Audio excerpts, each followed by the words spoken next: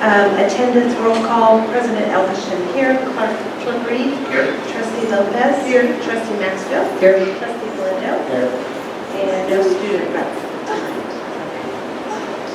Can everybody stand for the Pledge of Allegiance?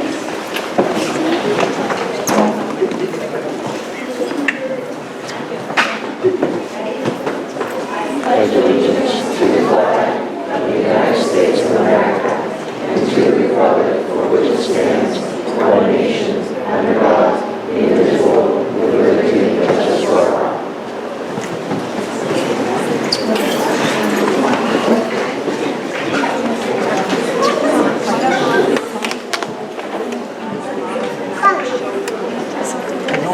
So do we have any changes on the agenda?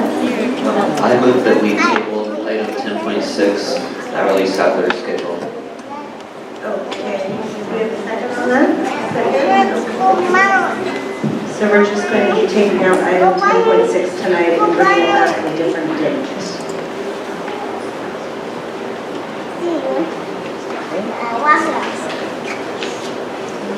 And all in favor for that? Opposed? Okay, our district mission statement. We are a collaborative, culturally rich educational community where a rigorous and innovative curriculum prepares our students to be successful contributors of our global society. We're going to start off with 4.1 recognition. The Board of Education recognizes students, employees, or members of the community who have received recognition for academic or athletic achievement, or who have made significant contributions of any kind to the district. The following individuals will be recognized. Tonight we're going to look at the junior high students of the month. So we'll start with Craig.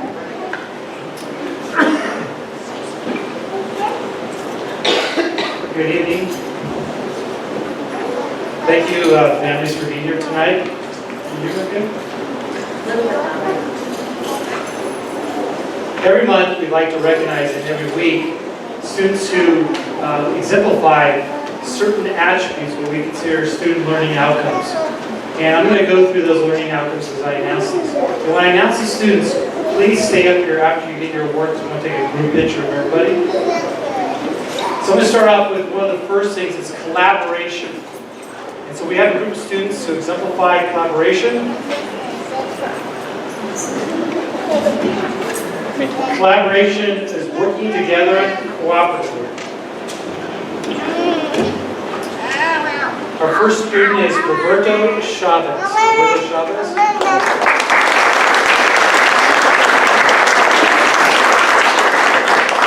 Some of our students, because of athletic events, couldn't make it here today. Dylan Fenton. Dylan Fenton.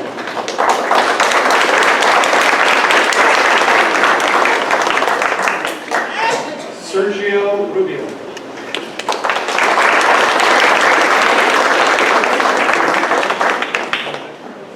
Okay, next is achievement, realizing personal and academic goals.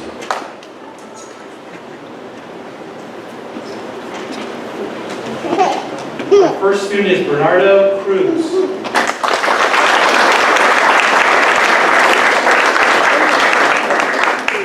Alejandro Sendejas.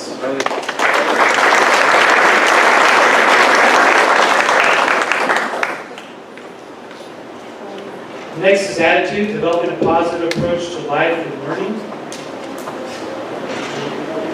Itzel Martinez.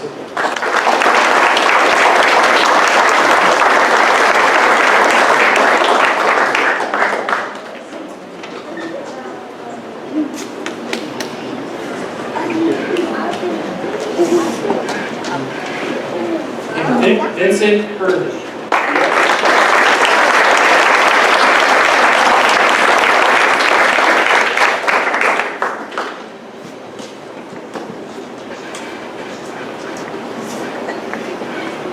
Next is aspiration, embracing the choices that lead to greatness. Valeria Kipper.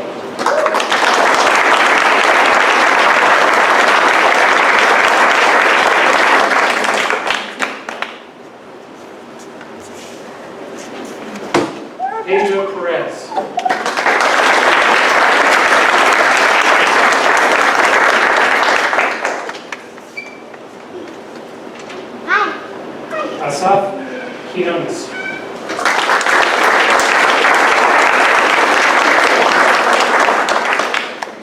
next is truth. Truth is honesty in words and action. Our student is Oscar Leon.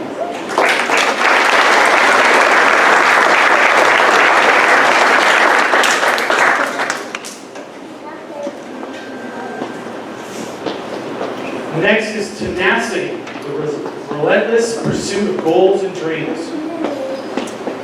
Stephanie Morin.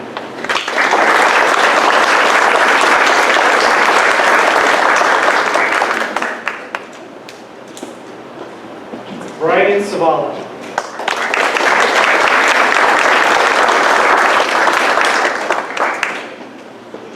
Scholarship. Ryan Reister.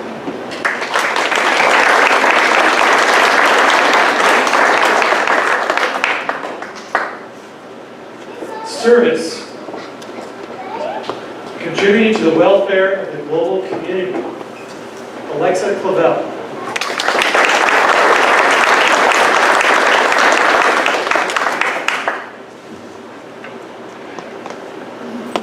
And I apologize for achievement, Alejandro Sendejas.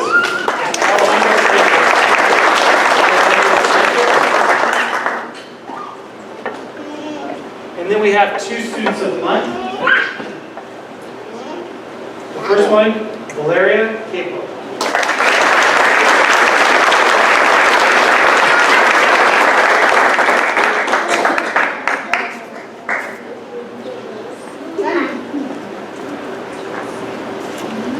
Second student is Ryan Reister.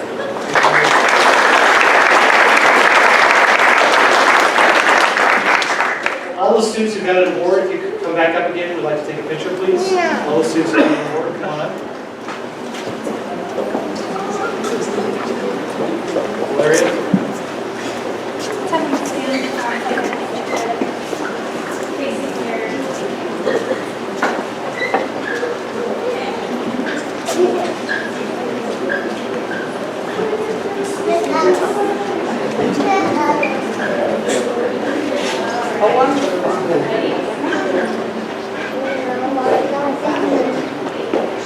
Thank you.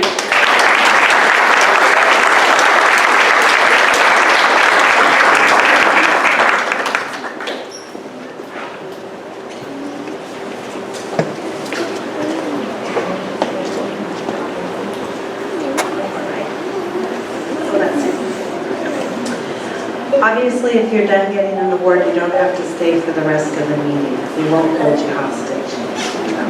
Thank you for coming. 5.1 is public business from the floor, non-agendized items. Do we have any? Yeah, right here. Yeah, okay. So let me just read this off then first.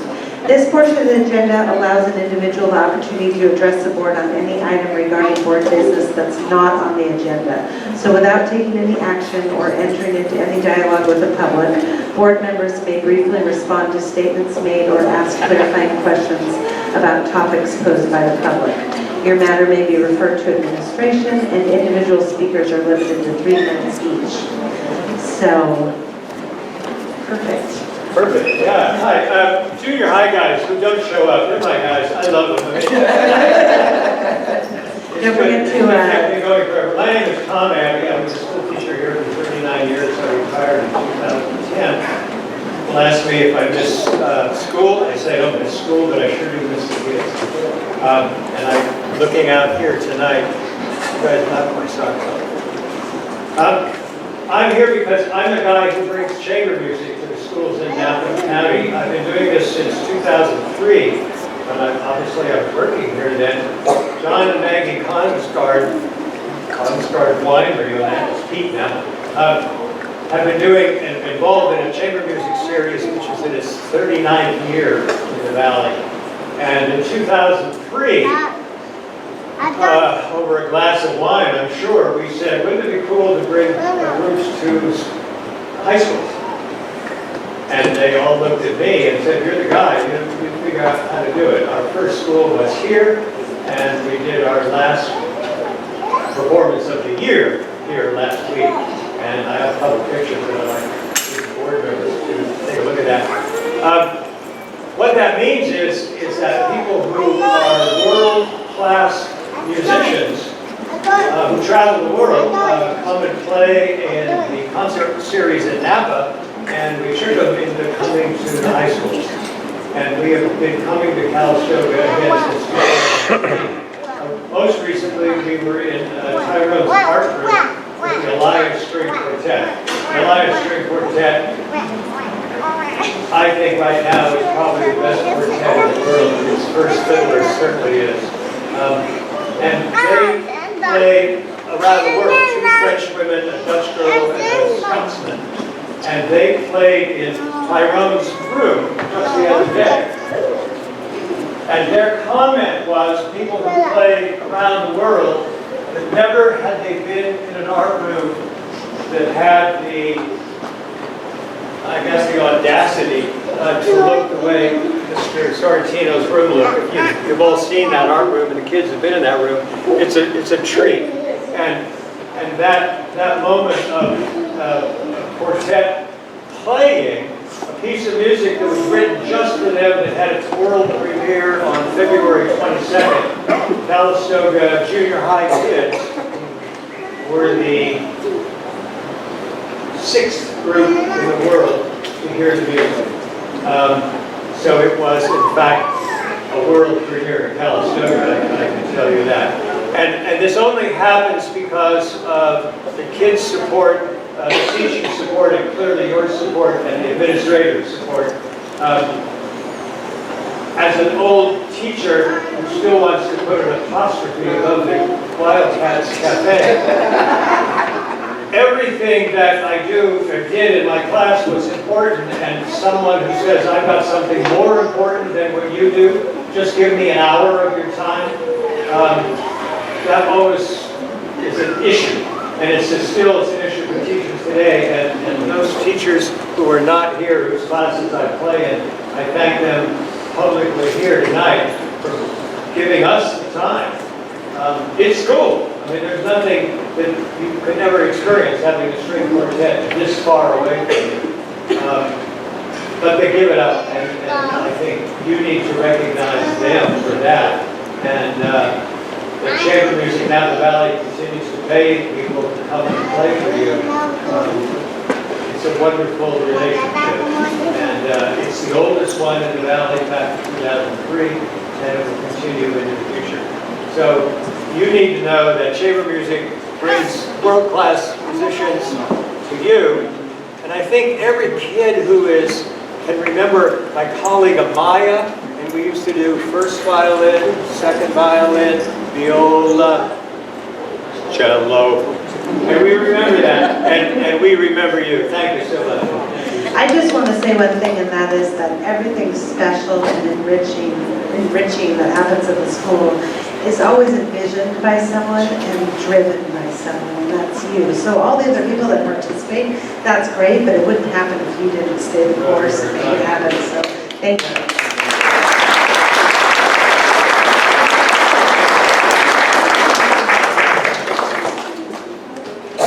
Any other public comments?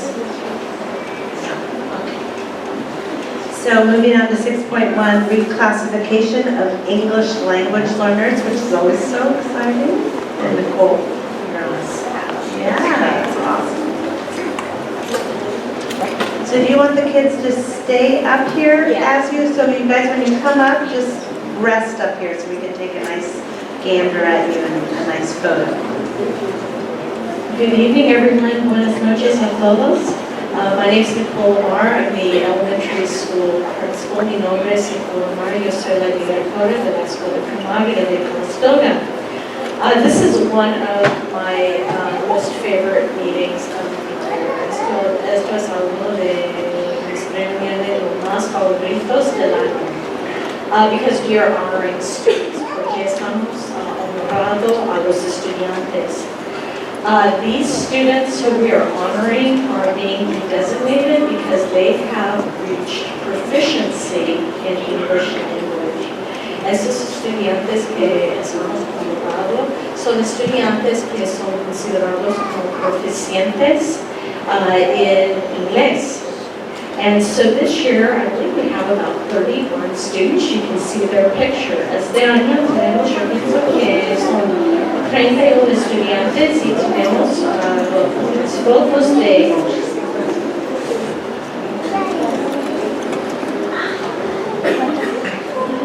And so the standards have changed. They are more rigorous, so we are very proud of the work that the students have done. Los estándares para el desarrollo de la lengua inglesa han cambiado y son más rigurosos. Y estamos muy orgullosos de los esfuerzos de los estudiantes. So, I'm going to go ahead and call students' names. I see many of our elementary students here today, and that makes me so happy. Students, if you hear your name, please come forward, get your certificate, and please stand over here, and we will do a group picture. Our first student is Yaritza Gonzalez.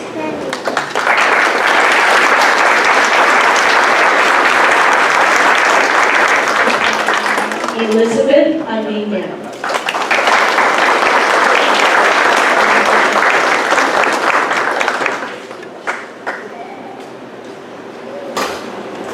Joaquin Zambrano.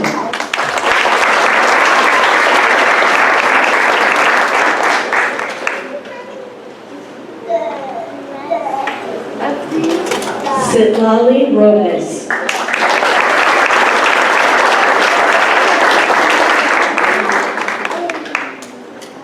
Ashley Urzula.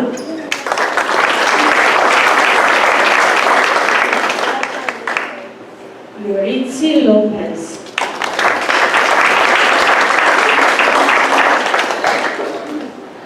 Israel Marin.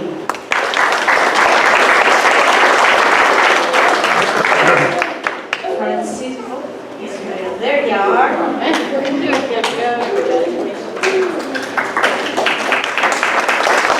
Francisco Verdugo.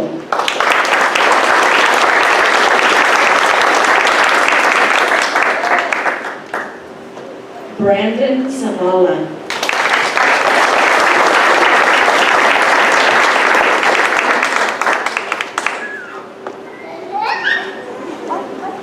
Juan Gutierrez.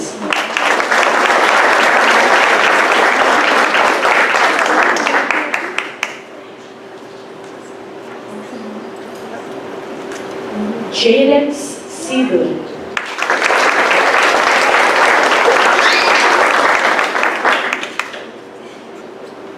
Bernardo Ivan Trujillo.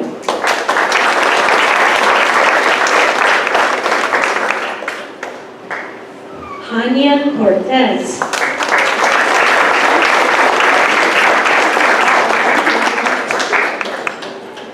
Jorge de Luera.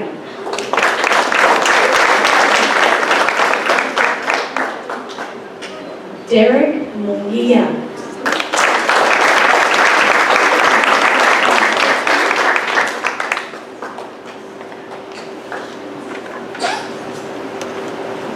Emily Pena.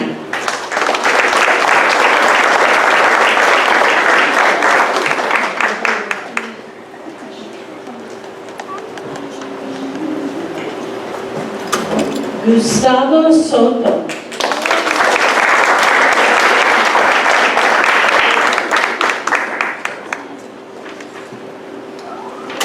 Raúl Torres.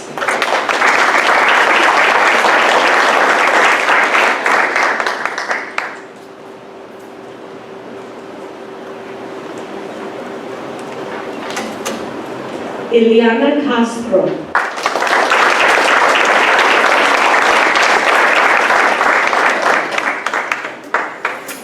Valeria Gonzalez.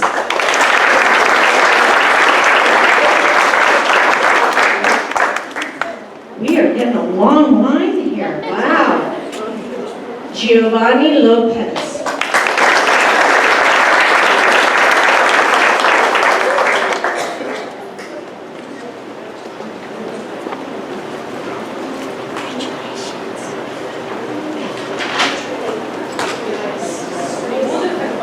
Yeah, we'll get you ready for the photo in a moment. Xochitl Lopez.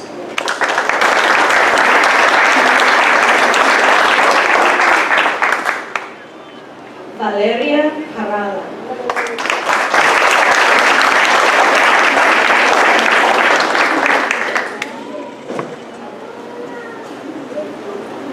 Antonio Montañez.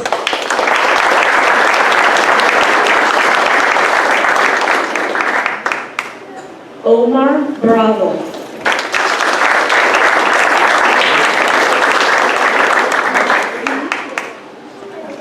Brianna Blancas.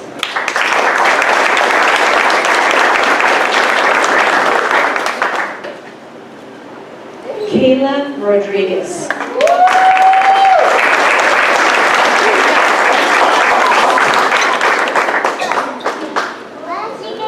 Cassandra Montañez.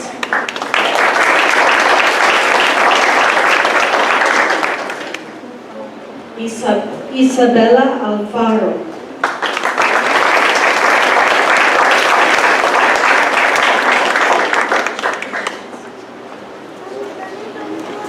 Kiara Sandoval.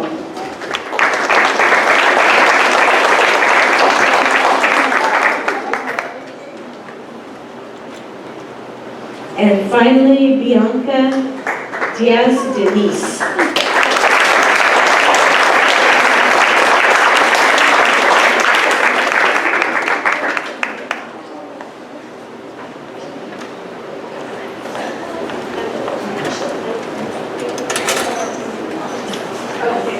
So look around you. If you are taller than the people around you, if you could go to the back, and then we'll do 2 rows. So just take a real quick look.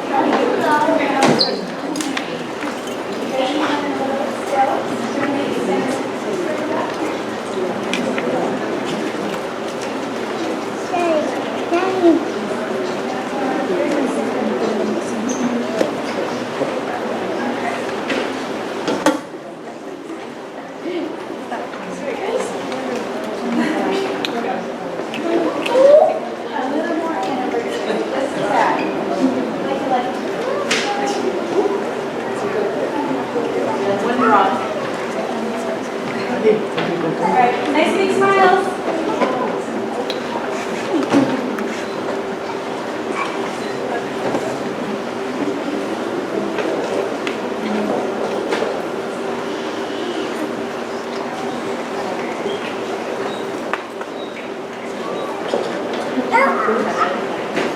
Everybody good? All right.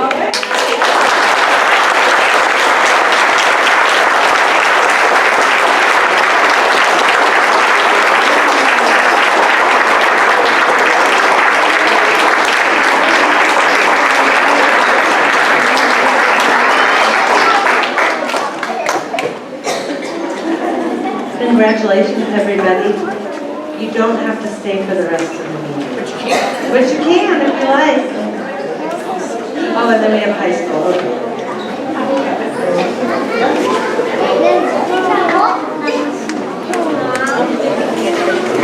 Before I introduce our Yale coordinator, Mrs. Carolyn Brady, I have to say I skipped over Alondra Sanchez.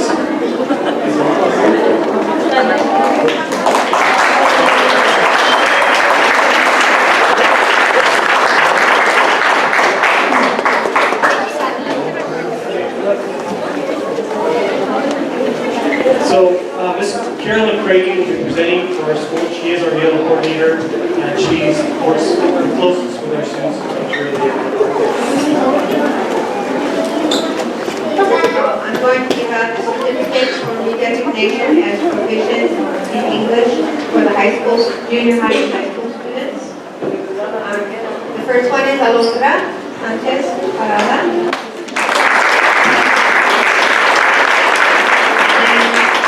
And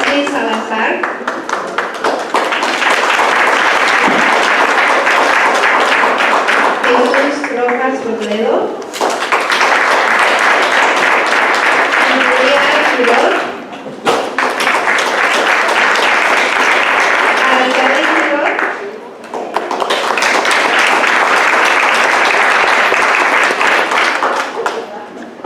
Eric Reyes Garcia.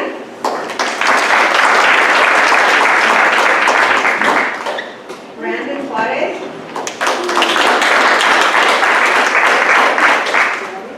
And Jimena Angeles.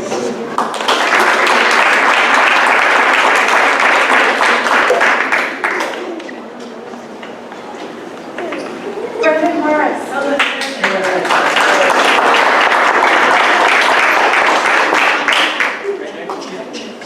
Sorry, I told you I didn't share.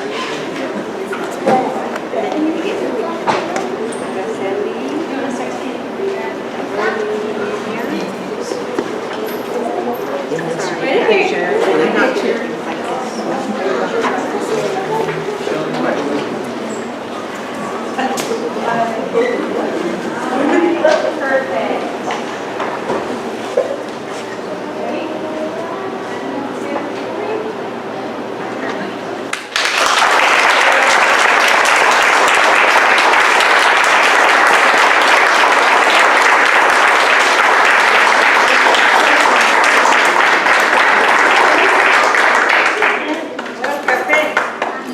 Congratulations, everybody.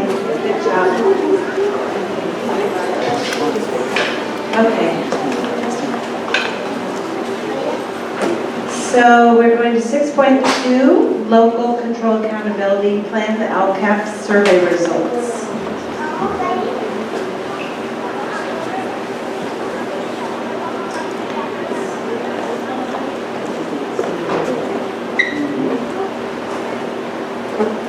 Good evening. I told you at our last meeting that we'll be presenting on our survey results for this year's LCAP. And I wanted to just briefly start by giving you an overview of what this presentation is going to entail. First, I'm going to give you some information about our stakeholders. Then we're going to talk about the results in relation to their input on goals 1, 2, 3. Then I will talk about priorities, the things that we've implemented this year, and the stakeholder feedback on those priorities. And then talk a little bit about technology access, and we'll wrap it up with the results and the impact that's going to have on our LCAP. So as far as our stakeholders are concerned, we had a total of 628 survey responses this year. 457 of those were students. They are a captive audience. They are 4th through 12th graders were surveyed at school, and we surveyed them electronically. Parents, we had 98 total in the district who returned their survey. They also took the survey electronically. That is a decrease from last year. Last year we had 149 parents respond. So that's something that we'll talk about in just a moment. And then we had 73 of our staff. Again, they're a captive audience. We had teachers take it during collaboration meeting. So it breaks down for you up there as far as how many took it at each school site. We did administer the survey this year in Spanish and English, so we gave parents the option. Last year, the survey format was a little bit different in that we had each question had both the Spanish and the English version. This year we separated the surveys thinking that it might be easier for parents to respond that way. So we broke down our survey questions by our goals, our 3 LCAP goals. And you'll see, I'd like you first to look at the right side of the screen, the bar graph there. And then on the left, I'll talk about what the recommendations are. So this first goal was ensuring academic excellence for all students. We were measuring whether or not our schools promote academic success and whether or not we're giving students appropriate access to technology. The bar that we are shooting for is 80% or more in agreement. So on both of these questions, we obviously exceed that. On the left is a recommendation that notified people who have given us that they would like to see us expand opportunities for students, including the AP program, bringing that back, and adding AP or honors courses to our junior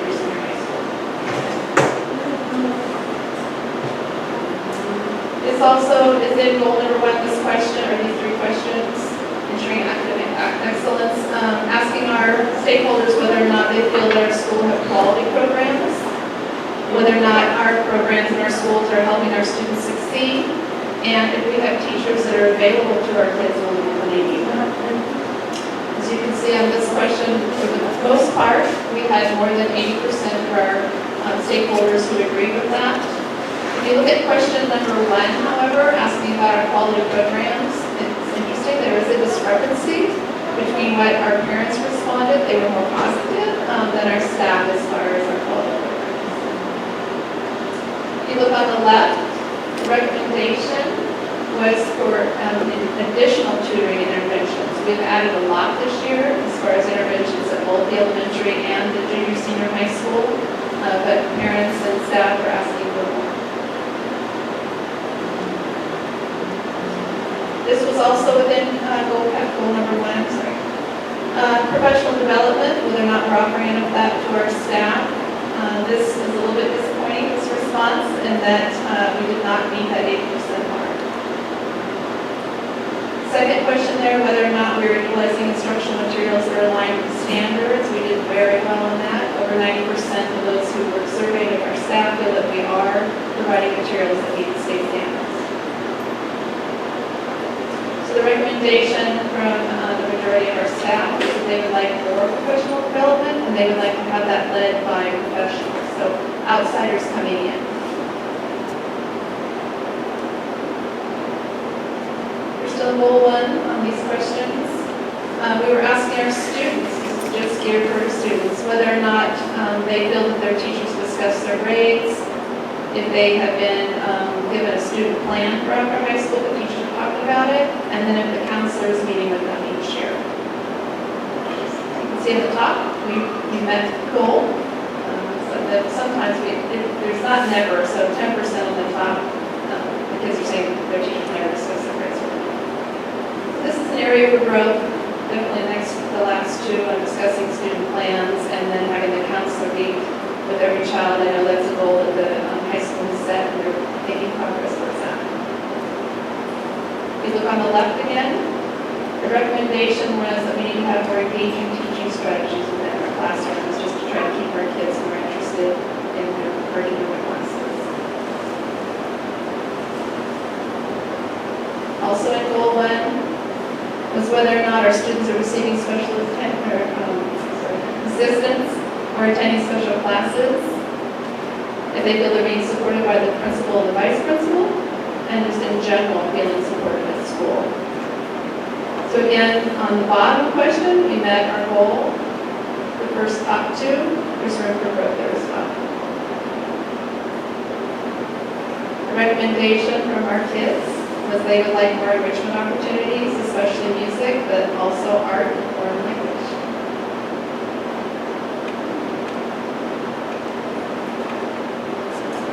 Switching to goal cap number 2, or goal cap goal number 2, providing a safe, healthy, and positive school environment. Question was, is it safe here? Overwhelmingly, students, parents, and staff all felt that it was safe. Again, we exceeded that 80% mark, and not much of a discrepancy between the 3 groups. Second question, whether or not that we're handling our student discipline effectively. A little bit more of a discrepancy between students and parents. We did not meet 80% from the perspective of students. So the recommendation that we got was that we need to increase our security measures to increase campus safety and to increase bullying in school.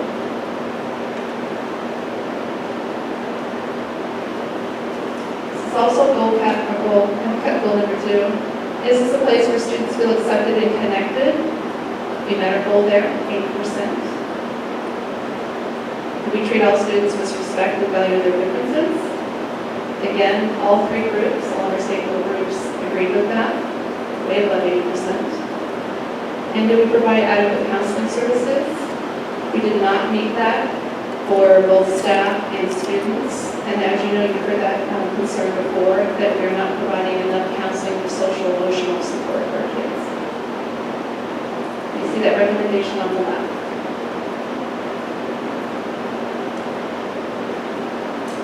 Also in LCAP goal number 2, this is where you're going to see a big discrepancy, whether or not our school is serving appealing and nutritious school meal choices, Students, obviously, we did not come anywhere close to the mark. However, parents and staff, the majority of them, almost reached the mark of 80%.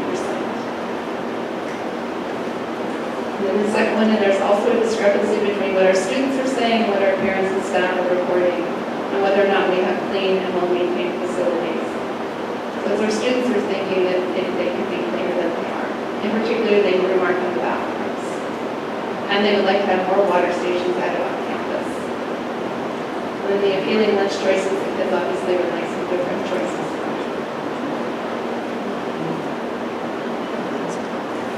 Also within goal number 2, whether or not our school promotes trust and collegiality. These questions were asked only of staff, so not parents and students.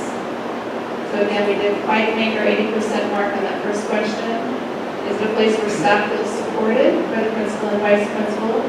Didn't quite make the mark on that one. And then a place where a school feels supported by the district office staff. So room for growth on both of those. On the left, again, the recommendation was trying to increase the trust and collegiality among our school staff throughout the district. This particular question was only asked of our elementary school. As you know, this year, the elementary school has been implementing restorative practices at the school. And so we wanted feedback on whether or not this was being implemented in the classrooms. And I'm very pleased in your first year of implementation, you are very fortunate to get 80%. That means that everybody's buying into the program. So kudos to the elementary school staff for the implementation. It shows that students and parents and staff are all aware of the program. The parents, when you look at that one, not as many are aware of it, and that did not surprise me, because their kids may not have communicated, maybe the teachers haven't yet, but it's obvious that it's happening in the classrooms if the students and the staff are reporting it, they're utilizing circles. So the recommendation overwhelmingly was to continue and expand these practices. This is LCAP goal number 3, increasing parent engagement and enhancing communication. The first question is our school welcome. Again, overwhelming response. We look at parents, almost 100% of them said that our schools are welcome to it. That's phenomenal.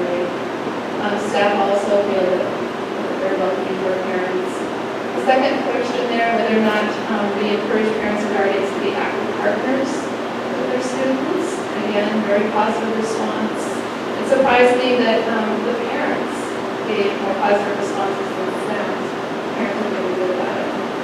Again, 90%. So the recommendation from the surveys was to have more family nights and increased music events. This is also LCAP goal number 3, and the parent engagement. Do we keep parents and guardians well informed about our school activities and our academic progress? Again, look how positive that is, almost 90% from both parents and staff that we are keeping them informed. The second is whether or not we are communicating in their preferred language. Very positive response, close to 100% on that. So the recommendation is to increase communication, more use of social media, progress reports going home to kids, and then daily bulletins read in the classrooms. We also wanted to know from our stakeholders about their opinions about whether or not the new programs and services that we've implemented this year have been worthwhile. Do they want us to continue those? So the first there refers to our academic intervention specialist. That position is providing extra support for kindergarten through 3rd grade students at our elementary school who are achieving below grade level. Again, overwhelmingly support for that particular position and the services that she's providing. Nearly 100% by the staff and close to 90% by parents. Second question, we added a special education teacher position who services students with disabilities in grades K through 6. Again, overwhelming support for that position, nearly 100% for both parents and staff. And lastly, the restorative practices training that I just spoke about. We try to create positives for the community and respond to challenging student behaviors. We look at parents, very strong support, almost 90%. Staff, a little lower than 80, Good. 70 again, I think.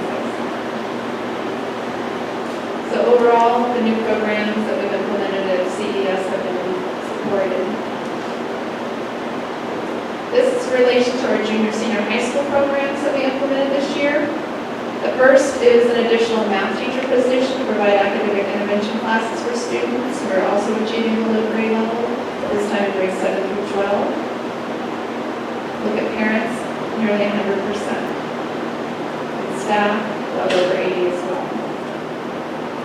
The second there is the expansion of the College and Career Center coordinator position, provides services to students throughout the entire district, not just in the high school this year.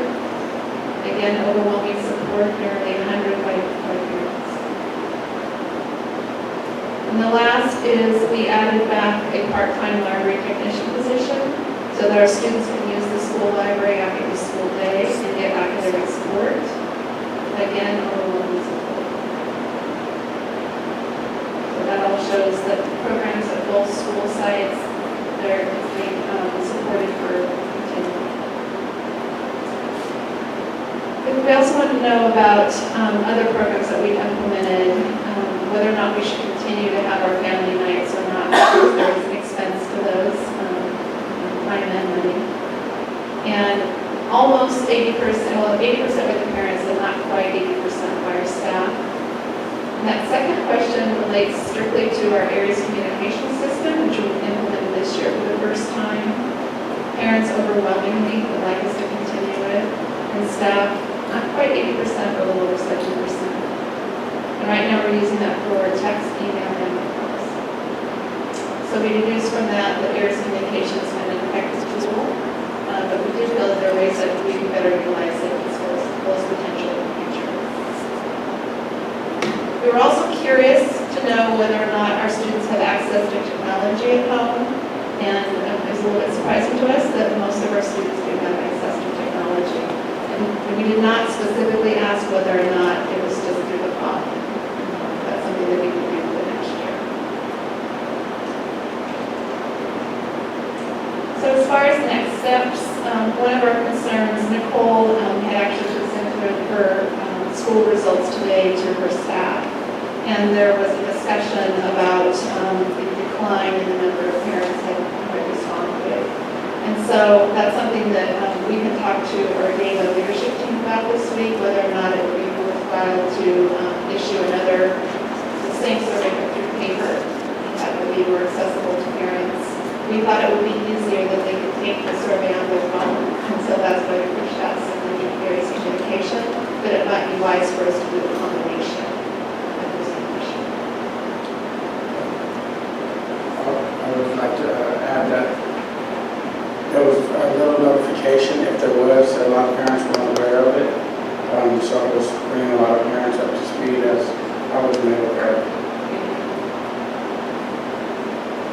I like the idea of thinking about doing the survey on paper. Many of our parents in the community, they might have smartphones, but they don't really use it. They don't use emails and stuff like that. So my staff at the Family Center are going to hate me for saying this, but we can help. We can offer the assistance to reach out to our clients, which are, the parents in the district, to do some of this work if need be.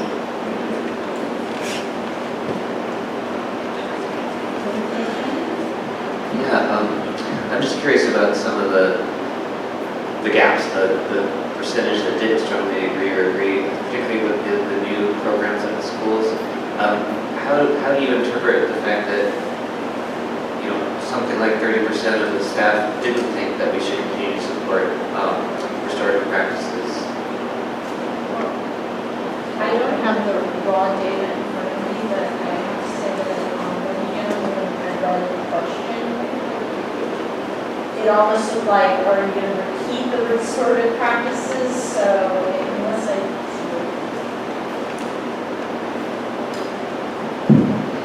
That gets into similar to what we talked about last year, sometimes the intent of the question and interpretation. I have to admit, when I first saw the question, one of the thoughts I had is, I wonder if the staff is being asked to repeat this training again. And I have to say, if I were a staff member, I would want to say I want to do something a little different, I want a repeat of what I've already done.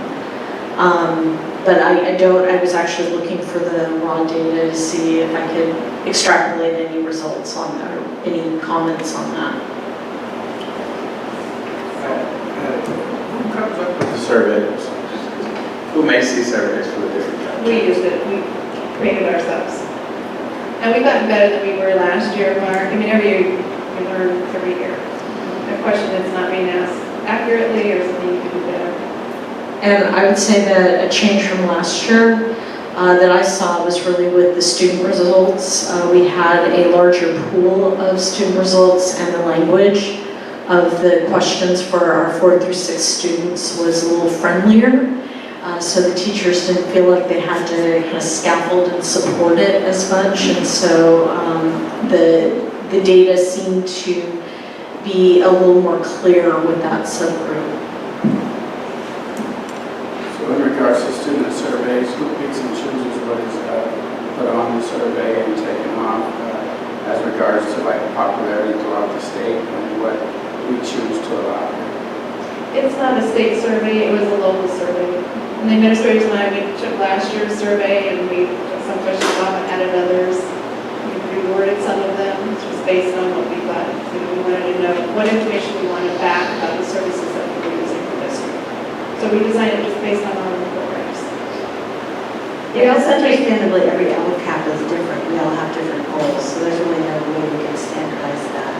Although it would be nice to have a little support maybe from the state on best practices or something. We do also administer the California Healthy Kids Survey, so that's a standardized survey that we administer every other year.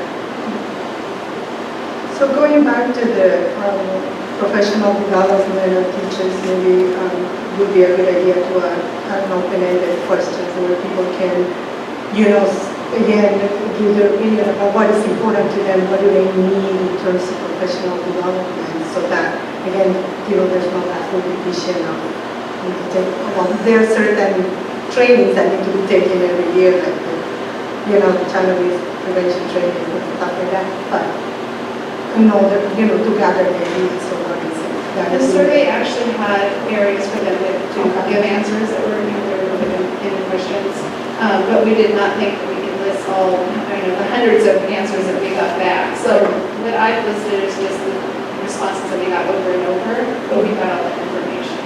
And we can send out a separate survey to staff just to see what specifically they want to be trained in. And maybe, you can, identify some teams there that, get repeated. And I see our data leadership team is having a big role in that. So, do I hear that correctly? We're going to ask the staff on their request for professional development. Correct. So the next steps are, we've got presentations for the school site councils, and they will pertain just to the specific school. The DLAC, the data leadership team, meets this Friday to also look at this information more in detail than we have done tonight. The LCAP advisory committee, and of course, the board. Those are the next steps before the end of the month. And you're planning to do the survey at the same time every year moving forward? So we'll just have to brainstorm more ways to push out, to see if we can get 100%. Well, and I want to talk to the data leadership team on Friday about whether or not they think it's worthwhile to, at this point in time, to go ahead and administer, the paper survey, or should we take a week back and move forward? I'll leave it at that to that.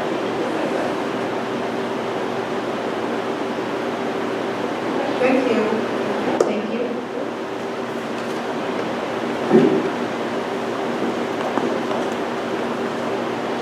Okay, so 7.1, first reading board policies and administrative regulations. We're looking at the following board policies and administrative regulations as presented for first reading. These policies will appear on the May 6th agenda as action items.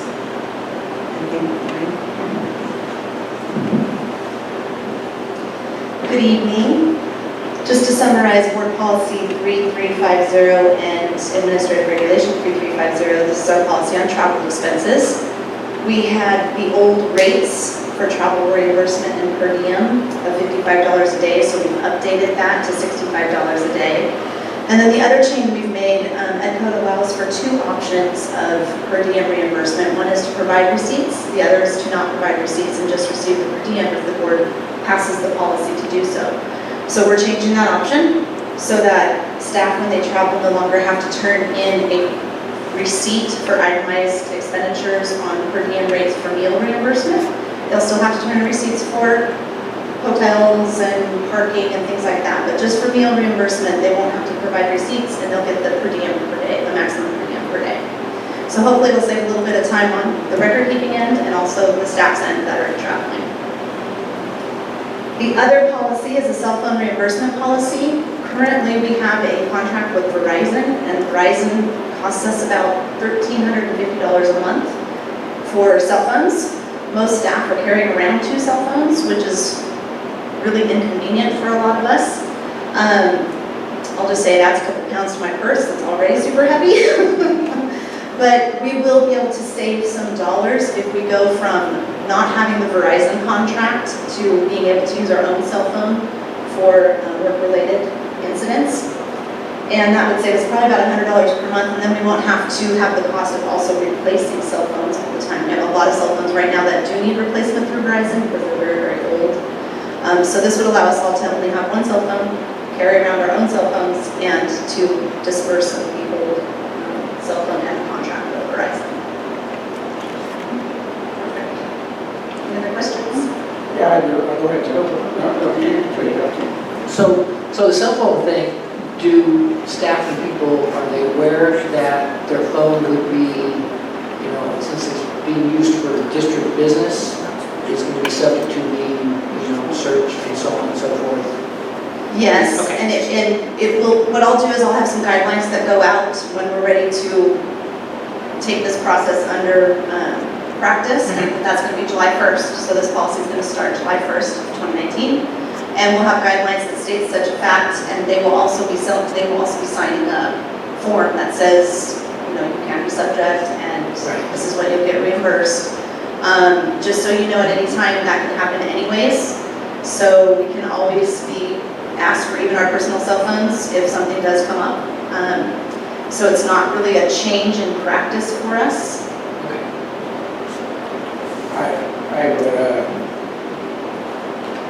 I would like to say that as a non-employee, I see it as a benefit as an employee to get this, the ability to deduct the purchase of a cell phone. But as non-employees, we're not able to make that deduction.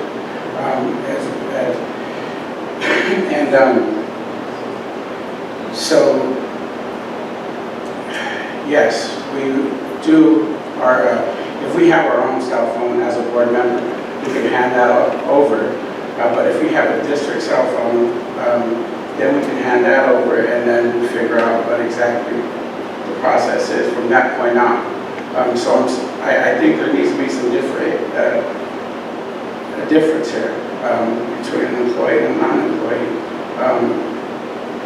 Or just maybe more discussion on it because I understand the need to lighten your load, but not all of us fit in that situation. Like some of us who live off our phone, whose job is other than here, to hand over their phone for whatever reason might cause them a lot of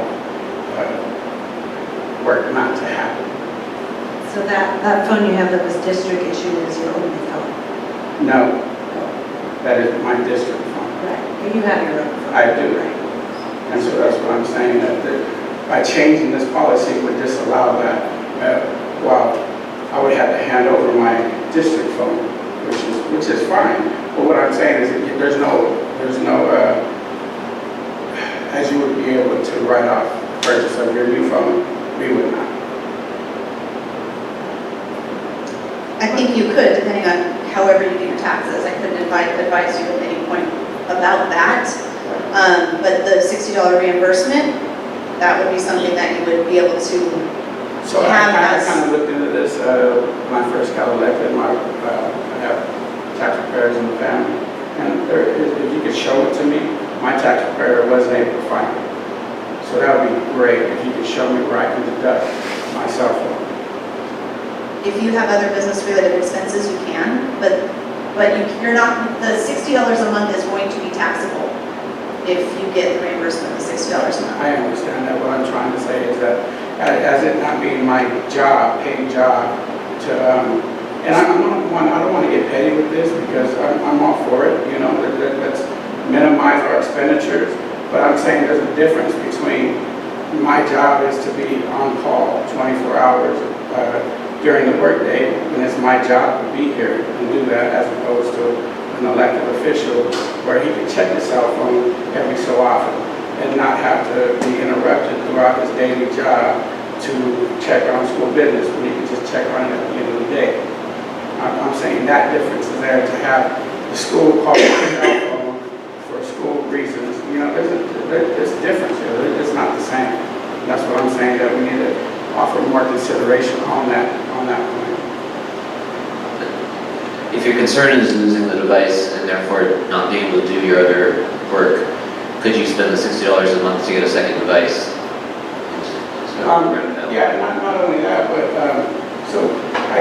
is there a phone that we can buy for $60? And let alone set up a service agreement? That's the point I'm trying to make. Yeah. And Mark, that's the purpose of this first reading, is to have these discussions, and then next time is when you'll actually come back and vote on whether or not you want to approve this policy.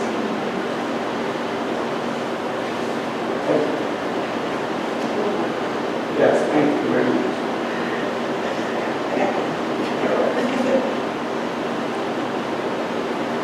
Okay, that's it. Okay, perfect. Awesome. And then we go into 8.1 principals report, starting with Ms. Nicole.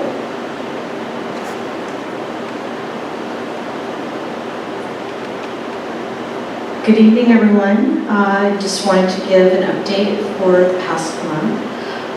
This last month in March, we did finish our final round of release days by grade level. Something a little different we did this year is we had each grade level released for half a day. The feedback about December has been that staff would really like to return to a full day per grade level. Their view is that we did get some preliminary pacing guides done for mathematics. They'd like to be able to look at that and refine that. There's other curriculum issues that they'd like to be able to have time to look at and plan for.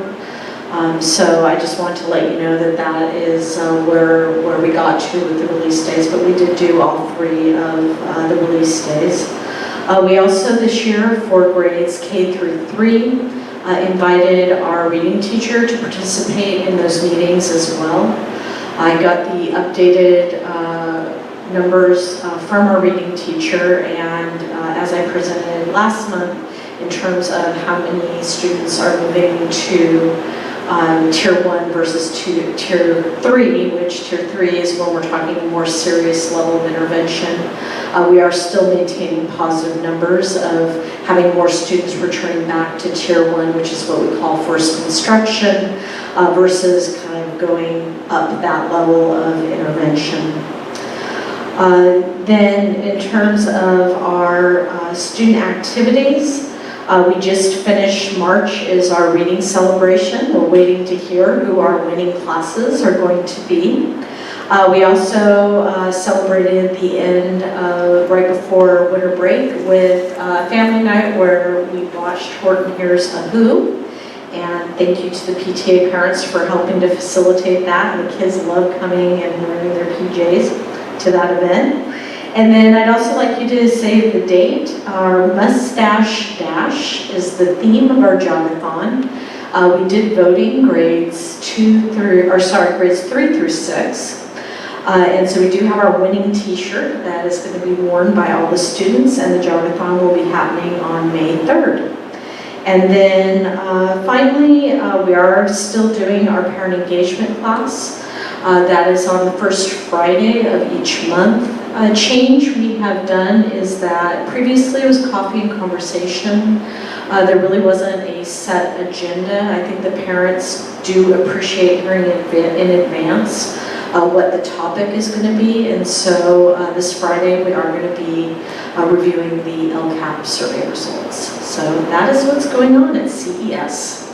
Okay, so what's a mustache dash? It's a pretty cool design. Actually, and I forgot to tell you this. So what happened was that our leadership, our student government group, received outside training from Sonoma County Office of Education. And so as we were planning for our jogathon, we actually had the student council come up with the theme. And it was, and at first when I saw it, I presented it to grades 4 through 6, and they were like super excited.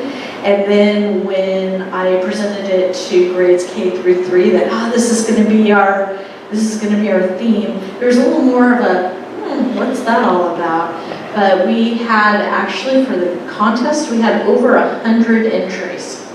And again, thanks to a subcommittee by PTA, we spent the evening refining that list down to 10 entries for voting.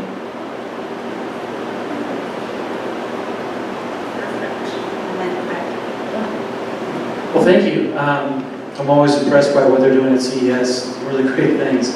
I just want to start off by mentioning something, so I don't forget about it, is that our band went to Southern California and competed. And I just got an email today that Ms. Peterson reported that our band got a silver award and the second place. And I'm not sure what the difference between the silver and the second place is, but I'm sure it's something because she listed them twice. So she wanted me to share that, and I think that's something worth noting, that they did a great job. They should be returning anytime soon. I think they were supposed to arrive around 6, and I haven't seen any cars show up yet. So they'll be returning, which is really great. Speaking of awards, my board report is sort of filled with quite a few different ways that our students received awards. Ms. Brooks, who is one of our high school science teachers, she also works with CES students, and they competed in the Tech Challenge in San Jose. And as you can see in my board report, they did win some awards. And, it's a lot of time. And she just receives adjunct duty for that, and she goes over and above. And one of the things that she's done is she's brought in other people. One of our ACE AmeriCorps fellows works with the students. And then we have an adult who is an aerospace engineer who is on disability, but is able to come in and work with students. And Mr. Perry's classroom, he's our CAD teacher, has become more of a makerspace now. If you ever have a chance to go in and take a look at it, there's laser cutters in there, there's 3D printers, and it's a pretty cool environment. So we're still offering CAD, but the class is going to be re-envisioned to be an engineering design class to meet the needs of our students, which is going to be really pretty cool. And then our Hope students traveled to Los Angeles. They came back just thoroughly excited to report what they experienced, and for a group of young ladies to be with other Latina women and to have, are successful in what they do, their practice was really inspiring for them, and they got to tour different businesses, and that was just fantastic. And then, like I said, Mr. Grove participated in a field trip to both Bay that was really supported by our foundation, our foundation. So thank you to that group who support our schools. And then Ms. Cepeda and Ms. Sanchez. Ms. Sanchez is our migrant ed person that comes around. She took a group of kids to Sonoma State, and they reported they won, and they went on to the next division, and they did really well there too, and they beat out some larger schools. And so the excitement is building. They want to build a bigger team next year, which is fabulous. And then our other science teacher, Ms. Warner, has planned lots of really amazing job shadowing opportunities.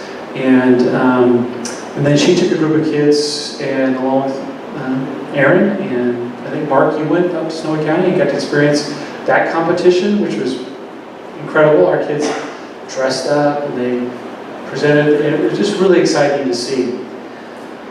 And then our junior high had a dance, which is always an event to witness or be a part of. So if you ever want to volunteer someplace, come to a junior high dance. That's quite exciting. It's still like you'd imagine it. Boys on one side, girls on another, and then eventually all the girls start dancing because they're tired of waiting for the boys to dance with them. But it's exciting. About tutoring, I just want to say that it's like that old adage from that movie, right? Field of Dreams, if you build it, they'll come. We, Didn't have the library open last year. This year we had it open, then we didn't, now we have it open. It is filled every day. And Lourdes, who's working as our library tech in the afternoon, you probably know her from elementary school, amazing. She's out helping kids. And then we also fund Judy Gonzalez, one of our paraprofessionals, to work with our Yale students. So there's lots and lots of kids in there. So they're keeping track of all this for our LCAP, the number of kids. And then we have math tutoring, and we have English tutoring 2 days a week. We have science tutoring for both junior high and high school. And then not only that, is we have so many teachers who stay after school to work with students. I know one example is Miss Bowman here. She's here every day after school. She's not paid to do that. She volunteers her time. So we have lots of staff members who do that. Because they really have a growth mindset. They want students to be able to retake tests, improve upon their grades. They want them to master the material, and that takes time over and above what they do in their classroom time. So we have a very dedicated group of teachers who spend a lot of time. Oh, Cassandra, one of our adult tutors, stays after school too, and we only pay her to be here until 5, and some days I'll see in there 6:30 with students, making sure they get their homework done in room 31. And she's starting to get a following of kids who want to come in there too. And then of course our ACE team is working with students too, with improving their scores. About the counseling on the LCAP, we want to make sure we have as many parent meetings as possible, and we've talked about in the past with our 9th graders. Every 9th grader went through that. Tomorrow we're going to meet with our 8th graders who are struggling, who may not promote. And it's a class of about 82 students, and it's a very large group of students. So we're going to be starting our parent meetings with 8th graders tomorrow morning. It's going to take a little while, but so those type of meetings are going on with families. And what we've done differently with our 8th grade parent meeting tomorrow is that we're involving the Hub Valley Center and our support staff. Stephanie Ortiz, who's part of that Valley Center, and also our diversion counselor, she'll be there. Regina Pena will be there, and Brandon will be there from the ACE. And so our parents will move from a counseling session with myself and Ms. Craig Morales to getting signed up for the area's parent portals so they can check their grades. I know some of you who are parents have had that before. They get their weekly progress reports. A lot of these parents don't, and we're trying to figure out ways to get more of them signed up. So this will be an opportunity. They'll go to Maria, and Maria, or one of our secretaries, will help them with that, and then they'll go meet and hear about Triple P, right, and positive parenting, and hear about the different services that our support providers provide our families so that they can help their children be successful too. Because it's not just in the school. We need to involve our parents in supporting and helping their children too. So we're looking forward to that. It's the first time we've done it, and we'll see how it goes. I'm very impressed with the science and engineering. To be on that field trip, I was baffled of what our kids could do. The exposure to the career pathways that they are being exposed to. A lot of these kids will be able to afford to live here. Great job, great job. I'll let them know that you said that. Ms. Warner and Ms. Brooks, like the rest of our staff, expend a lot of time working and preparing our students. And they've developed partnerships, because they are CTE classes, they have a partnership committee. And it's phenomenal, all the different people who are on there from different industries who come to support our students. And our job is to really expand their knowledge of what is out there in the world, right? Because for some of our kids, they know what their parents do. And we want to, which is great, but we also want to expand the other opportunities and realize there's other avenues. And then besides that, we've just entered into a partnership with the, I hope I pronounce this right, the Auberge Group? Auberge Group. Thank you. I should know that. And we're really excited about that because they want to expand opportunities for internships. We have a culinary program and we don't always have that opportunity, and they want to provide that, especially in hospitality and so on. And they want to support in other ways. They want to have their staff come in and volunteer.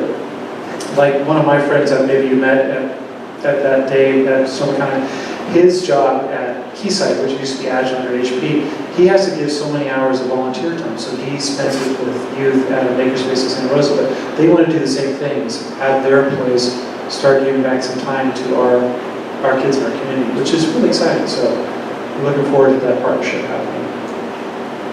Awesome. Thank you. And we have no Eva tonight, so I'll circle that for you. Does somebody want to tell me this one? probably going to talk about prom and what's going on with that, and some of the field trips that we just take 3 different project field trips. And like I said, majority of these field trips, it really would not happen without CEF. I mean, without that foundation to support our field trips, it's not really something we can really build into the budget, but we should. But there's only a limited pool, so they help fund those. One of the things that should probably report is they're going to have to cancel the senior trip when the kids signed up for it. We have a class of only 46 seniors, so it's very small. And to make it worthwhile, they needed 33, and they only had 17 students signed up. One of the things with the senior trip is that the kids have grandeur, right? It's like going to a buffet, you see all the food there, you want to eat everything. Well, they have a choice of doing 3 different parks, 2 parks, or 1 park. And the students always go for 3 parks, which then is like a $550 trip compared to a 1 park trip, which is a lot less. And they talk about raising funds and so on. It just, for some reason, didn't happen. So they've got an alternative plan in mind, the seniors, and they're working through that through ASB. Some type of trip that will be more affordable so that everybody can go. Ava's written report is actually in the board packet now. So, do they find out the reason why the students are not going or they're not signing up? Is that because of the Cost. financial stress? Yes, it's very expensive, over $500. And it's something that I talked to them about, and Mr. Hartel, really, let's try to make this cheaper so we can get more students. And their idea is, well, we'll make this happen by doing different things. This year just, We have done some fundraising I know, to be able to help help them. some of the students. They needed almost 16 more students, which would have been about, 10 students would have been 5,000, 16,000. Would have been close to $8,000 to figure out a way to fund those kids to go. And then if we funded those, we'd have to fund everyone to go. But they are working on something, an alternative. So that's good.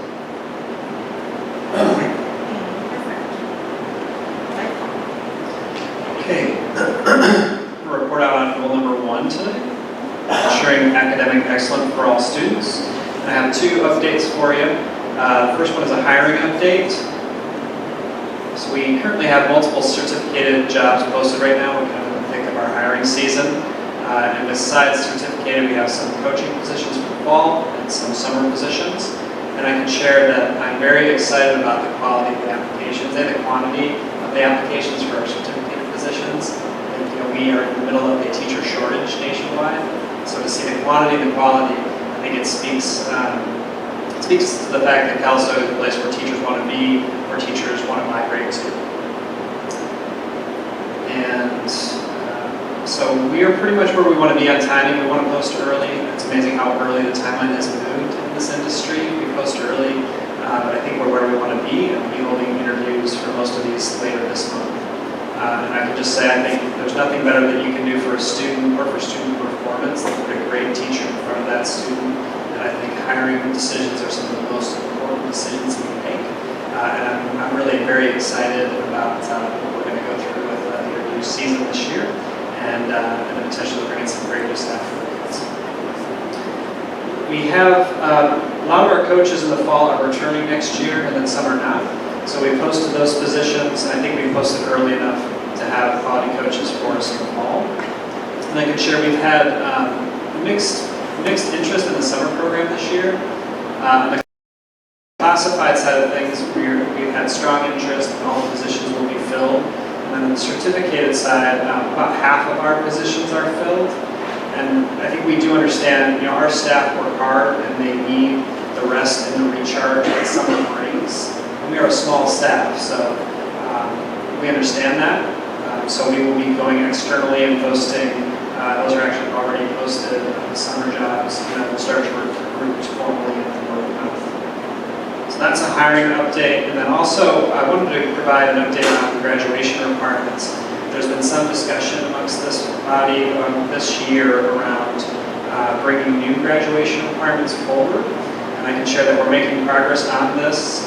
Over the last month, I've done some research on the changes that our neighboring districts have made over the last 5 years. What I can share is there's a pretty consistent trend that what districts are doing is changing high school requirements to meet the UC and CSU requirements that a student graduates with a high school diploma and then apply to the CSU or UC system.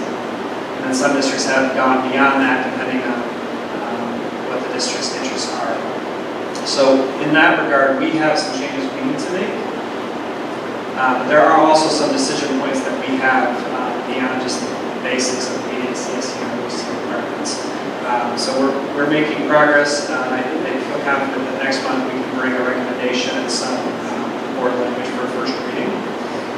This is a significant decision, an exciting decision. It will impact the next generation of kids, so it's important we go slow and we get it right.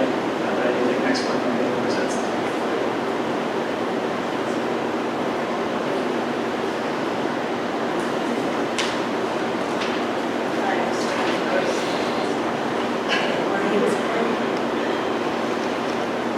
So I had a busy March month. Every day seems to bring new and great, exciting things in the district. On March 21st, I attended it's very exciting, federal compliance workshop. And ESSA, they're changing all of their requirements for how to report to the federal government. So it was a very informative workshop. I learned a lot, and 18-19 is actually the first year of reporting. So I was able to get a lot of information for our year-end report that we'll be filing. And then on March 14th, I attended a SF2 workshop, which is a community-funded symposium that they have in Sacramento. And one of the things I wanted to talk to the board about tonight is an initiative that's on the ballot for November 2020, if they get enough signatures. It's a Prop 13 initiative where commercial property will be paying taxes on the assessed value rather than the purchase value of property. SF2 has not taken a position on this yet because any revenue that comes from that tax would actually go into a pool and be spread into the LCFF. So it wouldn't go to the community funded districts as we get our community funding now. So there's no position yet as far as are we going to support it or not. What community-funded districts would get is possibly a $700 to $800 per ADA amount for our unduplicated count students, which for our district right now would bring about $650,000 extra on a yearly basis. But if we were to not be part of that pool and receive the actual property tax income, we'd probably have a lot more revenue than that. I'm trying to do some research to find out what that would be. Governor Newsom has not endorsed this initiative yet, so we'll see what he has to say as I think the time gets closer. In other news, we had talked last month about whether or not a recession was going to be on the horizon. Mark, you had asked about that, and UCLA Economic Forecasters is someone that School Services depends on highly for their forecasting. They came out a couple weeks ago saying that there probably will be a recession in late 2020, and that is because the GDP, not only in our country, but in all the global countries that make a difference in their GDPs, we're on a steady decline. So we saw 3% in 2018, we're probably going to go down to 2% in 2019, and maybe 1% in 2020. That's a sign of a recession. And then on top of that, our federal deficit is going to hit about $1 trillion in the year 2019. It had gone down to about $500 million in 2015, and so it going up this year again is going to probably also contribute to the recession. The reason I bring this up is reserves become very important when we get into recession years, and so we want to make sure that our district is planning for that. Currently, we are projected to have about a 16% deficit at the end of 2019. The average for a community-funded district in the state of California is 23%. We have a board policy that says the state's 20, so we want to make sure we're climbing and progressing to that 20. Spring break was very busy for all of us that were here working last week. Not we because it wasn't me, but our maintenance staff installed a new compressor for the tiny house. We ended up saving, I think, over $6,000. Yeah, I think the bid was over $9,000 and we paid about $1,800. So we did. The guys installed it. We didn't have to hire anybody out. It was a great product that got installed, and so it was a very good week for saving thousands of dollars. We also removed all the technology e-waste that has been around the district for years and years and years. About 16 pallets were put into trucks and taken away. I want to say the storage went back, I want to say Marty said around 10 years or so. So we got rid of a lot of e-waste junk over the week. So we've got some space now to hopefully not store more junk. Other than that, we're on the path of LCAP development and budget development for next year. I have a question. So, with the looming recession and the need for reserves, how much do we have in the reserves? I know it's a lot is based on projection, but I know I can go to my bank and find a number, but I have in my bank, what do we have? I don't want to quote you a number because I don't have the exact number, but we're at 16% of around a $17 million budget. And that's what we're projected. It's going to be different than that. It always is. These are budgeted numbers. They're not perfected until we actually get to September 15th, which is our unaudited actuals, and that's when we have that real number. This is really truly what we spent for 18-19, and this is really truly what our budget reserve is.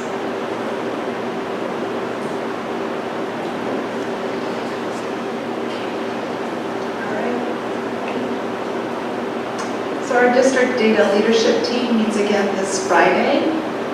We're going to be spending the day working with Lucy Edwards and Alex Andery. And we're going to be first focusing on our LCAP survey data, diving a little bit deeper than we did tonight, and also analyzing the school dashboard data as it relates to our LCAP. Membership on that team consists of 3 teachers from both of the school sites, Nicole, Monica, myself, Michael, and then the NCOE leads. So I'm very excited about the fact that we have a district-wide group right now focusing on continuous improvement. And we hope to meet at least one more time before the end of the school year. Under LCAP goal number 2, I also want to publicly recognize Chris, who's sitting over there in the corner, and his entire staff. They cleaned the schools and worked on a variety of projects that they can't complete when we have staff on campus. Michael, Maureen, and Paula also accomplished a great deal of tasks while everybody was gone, so 3 of you. And then we have principals on and off the site all week as well, so lots got done even though we were on break. Then under LCAP goal number 3, increasing parent engagement and enhancing communication. I'm currently sitting on the Napa Valley Adult Education Consortium Board. It was suggested that I do that actually by Craig. I don't know if he remembers that. When I first arrived in the district, he was concerned about the lack of adult learning opportunities in our community in particular. And I know the Valley has been instrumental in providing some classes, but this consortium has not actually provided courses in the Calistoga city limits. So I'm excited that the board, after 2 days of planning, they invited in various community stakeholders, including Up Valley, so thank you for Indira for attending, just to find out what kind of courses they felt our communities need. And so beginning in the fall of 2019, they're going to be offering courses within Calistoga for adult learners. Based on information that I got from Indira, they're going to focus on advanced ESL courses and then also a diploma track for anybody who had not been able to achieve their own diploma. I've already offered that the courses can be held at our school sites. I think in particular parents of our students are comfortable here, and if they're comfortable, I'm hoping that more of them will come. And they also are going to plan to offer childcare. So it's very exciting news, so I'm here thank you again. Lastly, there are 5 employees who have submitted a letter of retirement on the agenda tonight. That's in addition to our retiree submitted a letter at the last meeting. We'll be formally recognizing their outstanding achievement, of course, in May. But I want to also thank Claudia, who's sitting back there in the audience. Claudia has written 2 very nice articles to honor our outstanding employees. There was one article in the Tribune last week and then one a couple of weeks later. So Claudia, thank you for that. They certainly deserve the recognition. That's it. Thank you. Okay, so 9.1 is the consent agenda. So actions proposed for the consent agenda are deemed routine in nature and will be enacted in one motion. The be no separate discussion of these items unless any member of the board, audience, or staff requests specific items be removed from the consent agenda for separate action. So I would ask now, does anybody have any? Nothing? Okay, motion, second. Perfect. All in favor? Aye. Perfect.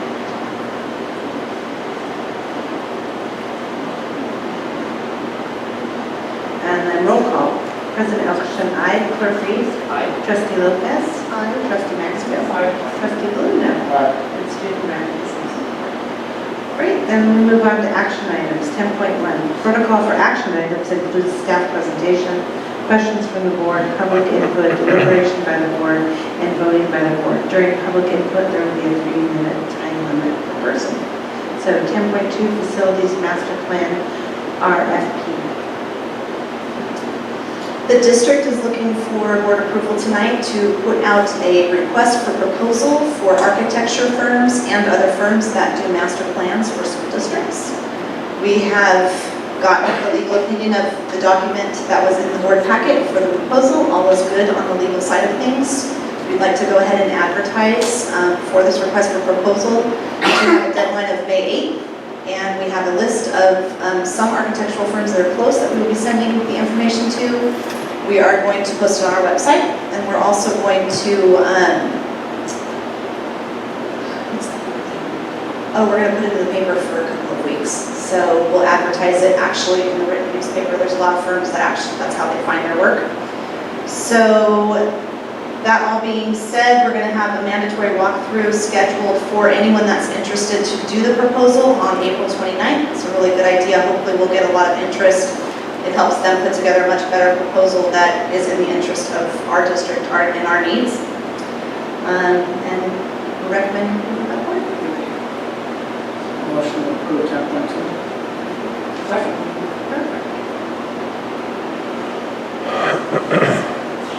All in favor? Aye. Okay, and then 10.3, bond audit report. We had a bond audit that was conducted during the month of March. This is our Fund 21, which is all of our bond sales and bond expenditures. We did not have any expenditures in this fund for the 2017-18 school year, but we did have a deposit because we sold some bonds that we then paid off the COP and also deposited into that fund for future construction. The report was completed and there were no findings.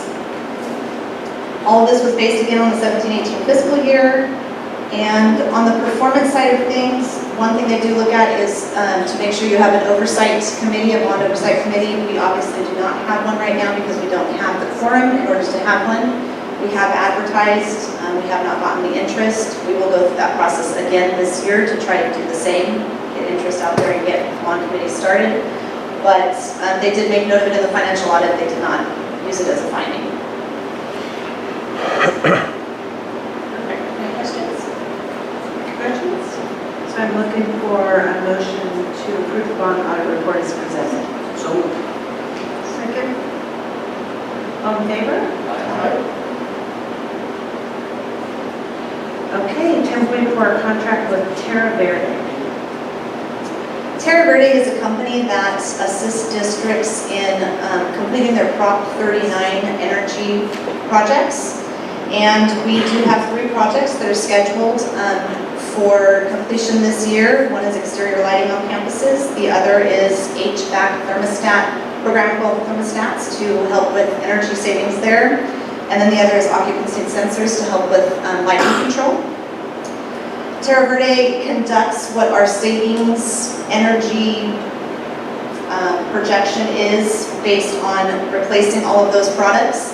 And that number then gets reported to the state. We have to meet a minimum number in our application for Prop 39 money. And they do all that calculation for us. They also assist in the RFPs for the projects. They assist in kind of like a project manager, getting all the meetings together, keeping all the paperwork, doing all the record keeping. And they do all of this for about 8.75% of the entire project. For us right now, that's going to be about $12,000, a little over $12,000. It's very much worth it. Like I said, they're the only ones that can calculate the numbers. We can't. and they will provide assistance to mainly Chris in making sure the projects do get completed by June 30th because we do have to be under contract by then. Questions? Okay, looking for a motion. So moved. All right, Jeff. Perfect. All in favor? Okay. Memorandum of understanding with Napa County Office of Education. So we have an MOU here with Napa County Office of Education, who has created a community of practice to educate teachers and districts on changes to the history social science framework. The state has released not new standards for history social science, but a new framework on how to teach it, and the county is helping districts figure out how to do that. As part of that, we will be allowed to pay a teacher $300 who participates in this, and then have the county reimburse us. And this MOU allows us to have that relationship with the county. Questions? Great. So looking for a motion to approve the MOU with NCOE. Second. All in favor?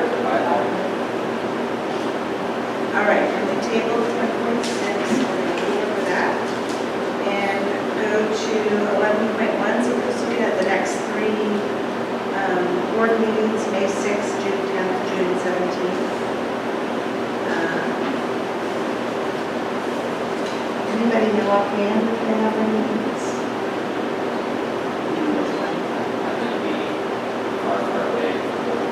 Oh, will June.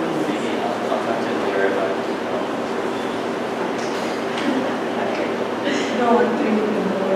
Okay. I might have. Okay. And then 11.2, upcoming events and activities. We have community movie night, Sandlot. Oh, I'm Mary Field, so you're gonna have like a big screen. Yeah, it's a district-wide event. Awesome. Cool. And then Jump-a-thon.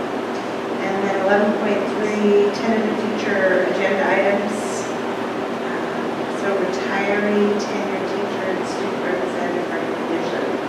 Q3 investment report and leaders report. Perfect.